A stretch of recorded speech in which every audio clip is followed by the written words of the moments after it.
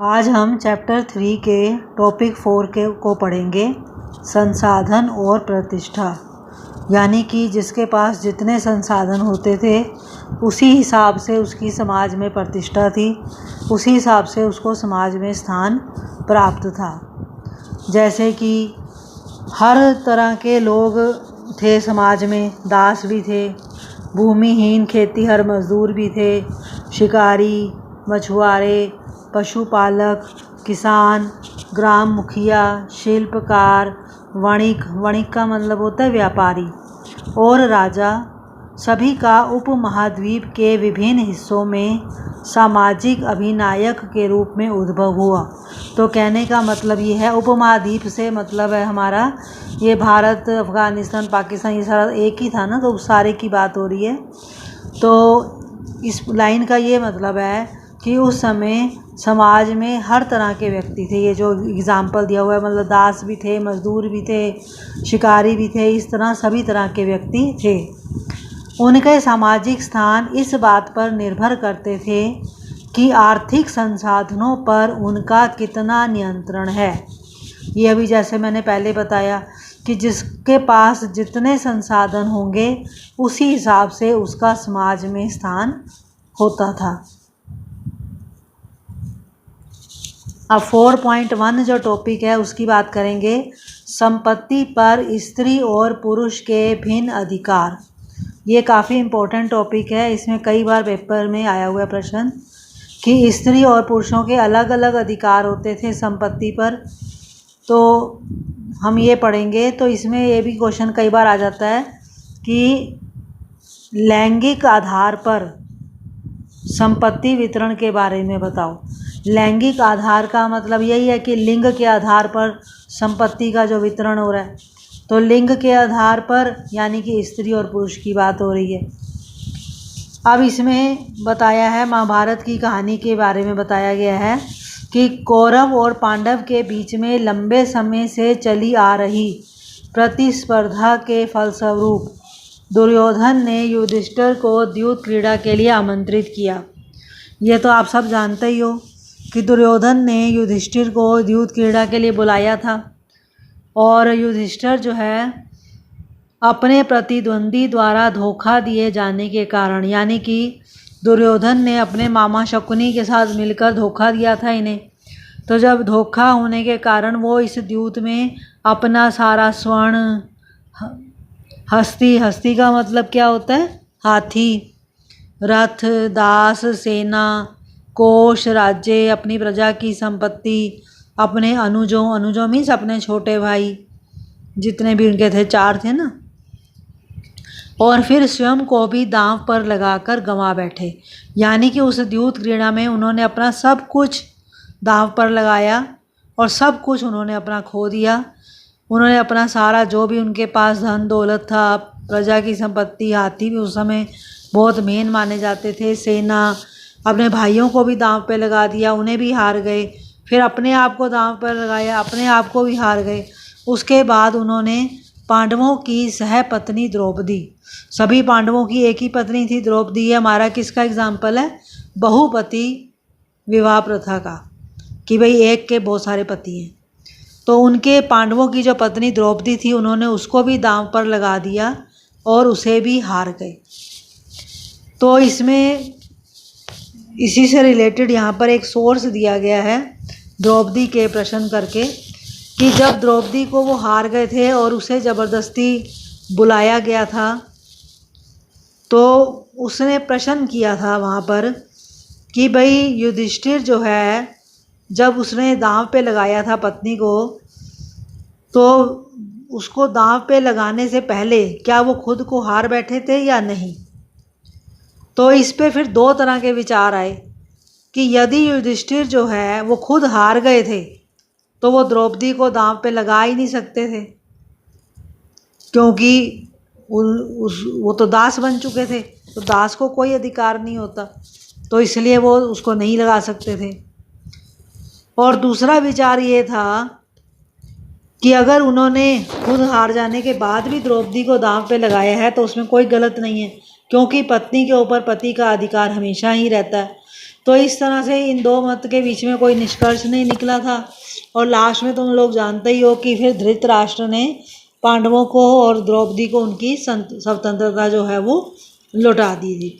तो कहने का अर्थ ये है कि महाभारत की अगर हम इस कहानी पर भी विचार करें तो हमें पता चलता है कि उस समय मतलब पति जो है वो पत्नी को अपनी निजी संपत्ति मानते थे। अब यहाँ पर युधिष्ठिर ने भी तो द्रौपदी को अपनी निजी संपत्ति माना, जो उसने उसको भी दांव पे लगा दिया। और उसके बाद मनुस्मृति के अनुसार, मनुस्मृति वही है ब्राह्मणों का जो ग्रंथ है, धर्मशास्त्र है, तो ब्राह्मणों के अकॉर्डिंग मतलब उन्होंने क्या कहा कि जो पैतृक जायदाद है उसका माता पिता की मृत्यु के बाद सभी पुत्रों में समान रूप से बंटवारा किया जाना चाहिए। यानी जो भी उनकी पैतृक प्रॉपर्टी है, माता पिता की जब मृत्यु हो जाएगी तो वो पुत्रों को मिलेगी, और जो ज्येष्ठ पुत्र होगा उसको विशेष भाग का अधिकारी था, यानी उसको खास दिया जाएगा। और स्त्रियां इस पैतृक संसाधन में हिस्सेदारी की मांग नहीं कर सकती थी। मतलब ये है कहने का कि जो भी पिता की प्रॉपर्टी है वो सारी बेटों को मिलेगी, बेटियों को उसमें कुछ भी नहीं मिलता था। किंतु विवाह के समय मिले उपहारों पर स्त्रियों का स्वामित्व माना जाता था। विवाह के समय जो उसे उपहार मिलते थे उस पे उसकी वो स्वामी होती थी महिलाएं, और इसको स्त्री धन की संज्ञा दी जाती थी। 1 नंबर में ये क्वेश्चन आ सकता है कि स्त्री धन किसे कहते हैं।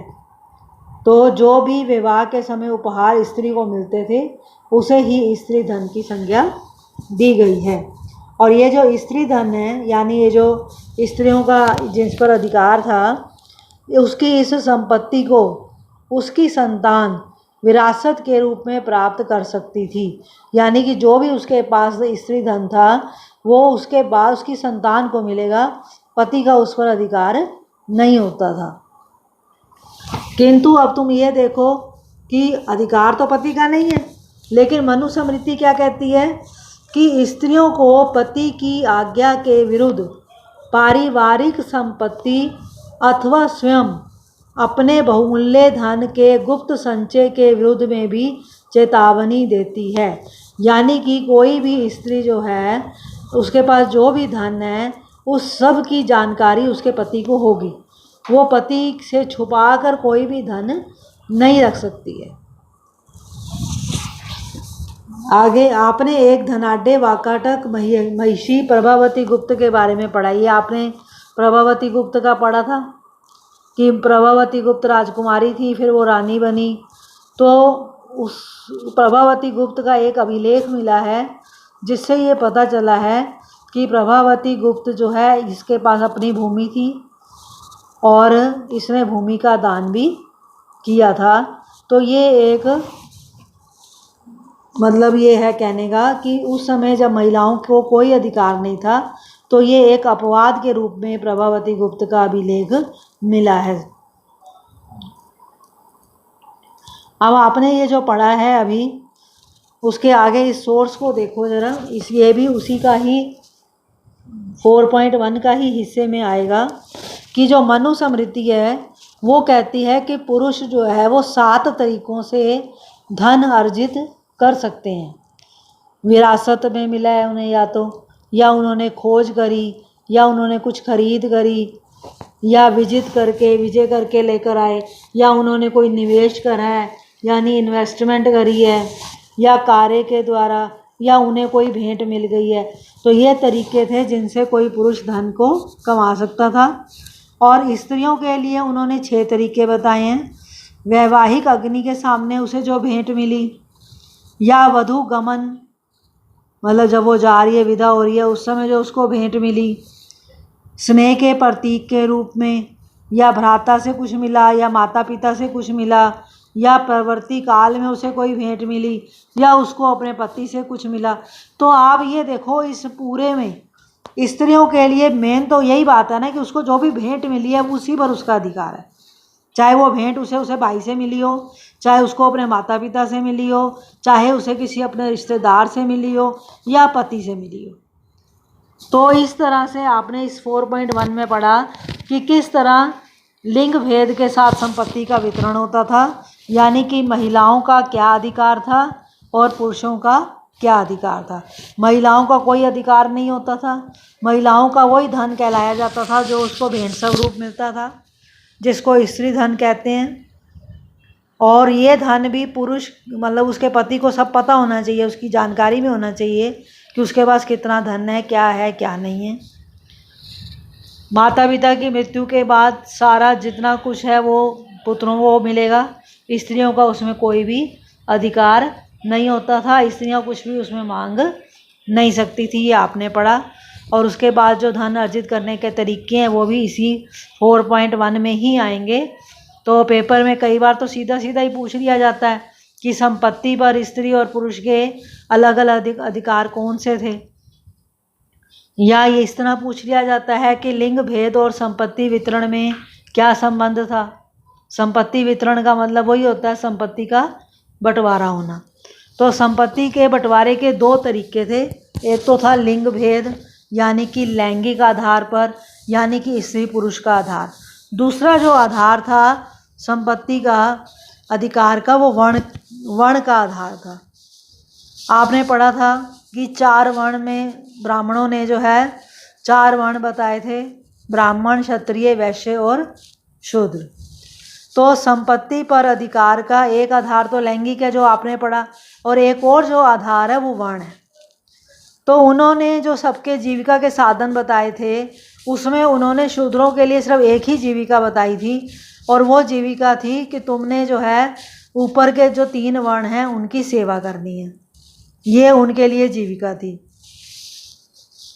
तो इसके हिसाब से अगर चलें तो शूद्र तो कभी भी ऊंचे नहीं उठ सकते थे, तो ब्राह्मण और क्षत्रिय सबसे धनी व्यक्ति होते। तो साहित्य में भी कई बार ऐसे पुरोहित और राजा का वर्णन मिला है जो कि धनी होते थे।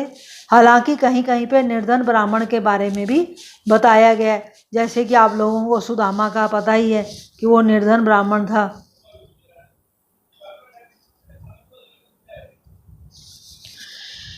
अगले पैराग्राफ में ये लिखा है कि समाज का जो ब्राह्मणीय दृष्टिकोण था, यानी कि ब्राह्मणों का जो दृष्टिकोण था, ब्राह्मणों का जो नज़रिया था कि समाज में ये 4 वर्ण हैं जिसमें ब्राह्मणों ने अपने आप को सबसे ऊपर रखा था, तो उनकी ये जो वर्ण व्यवस्था थी उसकी कई परंपराओं ने आलोचना की।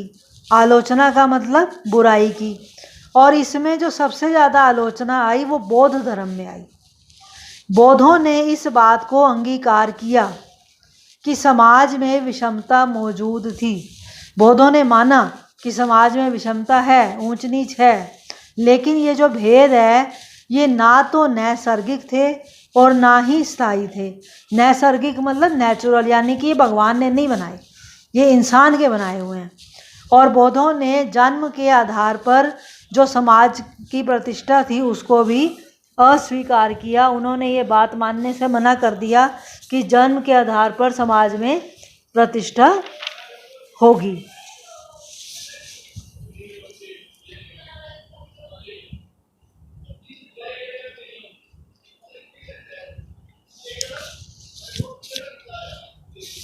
तो आपने 4.1 में पढ़ा कि कैसे स्त्री और पुरुषों के अलग अलग अधिकार थे। 4.2 में पढ़ा कि कैसे वर्ण के आधार पर संपत्ति का अधिकार था।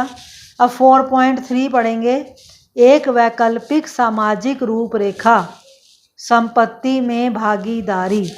वैकल्पिक मतलब इनसे अलग हटकर, एक अलग से भी एक समाज की रूपरेखा थी, वो क्या थी वो आपने पढ़नी है।